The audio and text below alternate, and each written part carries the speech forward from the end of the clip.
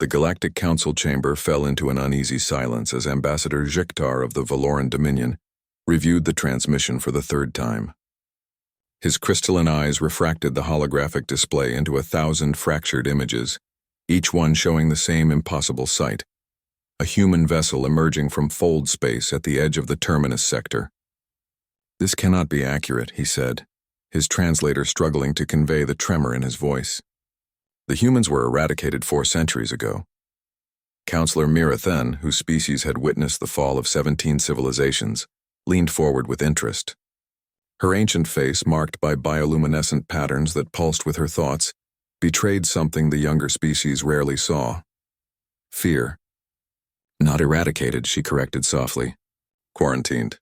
There is a difference." The distinction seemed meaningless to most present. When the humans had first achieved faster-than-light travel, they had done so with a recklessness that terrified the established galactic powers. They didn't wait for permission to explore. They didn't follow the ancient protocols. They simply went.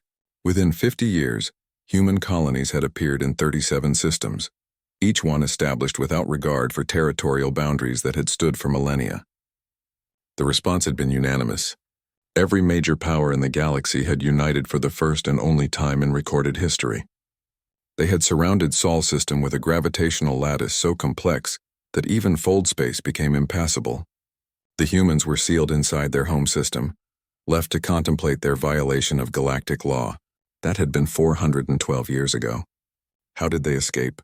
demanded General Krax, his mandibles clicking with agitation. "The containment field has been monitored constantly. There has been no breach." "They didn't escape through the field," replied the station's chief scientist, a Quellan whose 3 brains worked in unsettling synchronization. "According to our analysis, they went around it. Through layers of spacetime we didn't know existed. The implications hung in the air like a toxic cloud. The humans hadn't merely found a flaw in the containment field. They had evolved beyond it, developed technology that operated on principles the galaxy's greatest minds hadn't conceived." "We must respond," Zhiktar declared, straightening to his full 3-meter height. "Deploy the Unity Fleet. Show them that their transgression will not be tolerated again." "No." Mirathen's voice carried an authority that made even the warrior species pause. "You will do no such thing. Counselor, with respect, your age has made you—" "Careful," she warned, and the temperature in the chamber dropped perceptibly. "I was there when we made the decision to quarantine them. I watched the debates. I cast my vote. And I have spent 4 centuries wondering if we made a terrible mistake." She activated her own display, showing data streams from the early human encounters. "Do you know what we feared most about them? It wasn't their aggression. The Kraxians are more violent. It wasn't their reproduction rate. The Zellians breed faster. It wasn't even their adaptability, though that was remarkable." "Then what?" asked Zhiktar. "Their refusal to accept limitations." The chamber's displays shifted, showing clips of human history: primitive aircraft attempting flight and crashing dozens of times before succeeding, expeditions into hostile environments that killed entire crews, experiments that failed catastrophically only to be attempted again with modifications. "Every species reaches a point where they accept the boundaries of what is possible," Mira then continued. "We explored the galaxy for 10,000 years and never found a way to exceed light speed by more than a factor of 8. So we accepted that barrier. The humans reached it in 50 years and immediately began working on how to break it. We sealed them away," she said quietly, thinking that isolation would teach them humility. "Instead, we gave them 4 centuries to evolve without interference, without our rules, without our limitations." A new transmission arrived, and the Council watched as the human vessel broadcasted on all frequencies. The figure who appeared was unremarkable by human standards: medium height, dark skin, graying hair. But there was something in her eyes that made ancient species uncomfortable. "Greetings to the Galactic Council," Captain Amara Chen said calmly. "We received your containment field as a message. We understood it perfectly. You declared that we were not ready to join you among the stars. We have spent 412 years proving you wrong." She paused, and her smile carried no warmth. "During our isolation, we mapped 17 dimensions. We developed consciousness-based computing that operates outside normal spacetime. We extended our lifespans to centuries, and enhanced our cognitive capabilities beyond what you thought possible. We built ships that don't travel through space but rewrite it. And we did it all without your guidance, your permission, or your approval. We return not as petitioners, Chen continued, but as peers.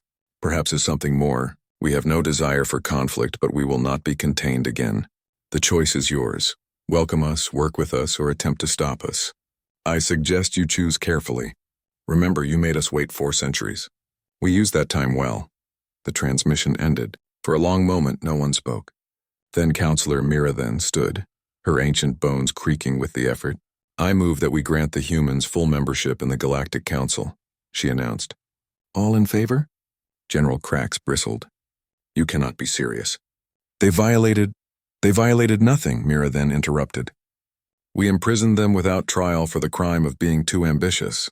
Now they have returned, and they have become something we cannot afford to have as enemies. Her bioluminescent patterns pulsed with an emotion the translator interpreted as resignation, perhaps even something we need. The vote was not unanimous, but it passed. As the council chamber emptied, Ziktar approached Mira then. Do you truly believe they will be satisfied with mere membership?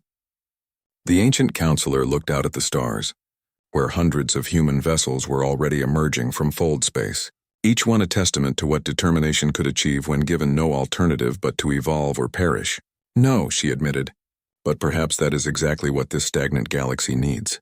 A species that refuses to accept that the possible has already been discovered. We have spent 10,000 years maintaining what we built. The humans will spend the next 10,000 asking what else can be achieved. She turned to leave, then paused. Mark this day, Ambassador. Humanity didn't just return to the stars. They returned as something new. Something that will either save us all or render us obsolete. Time will tell which.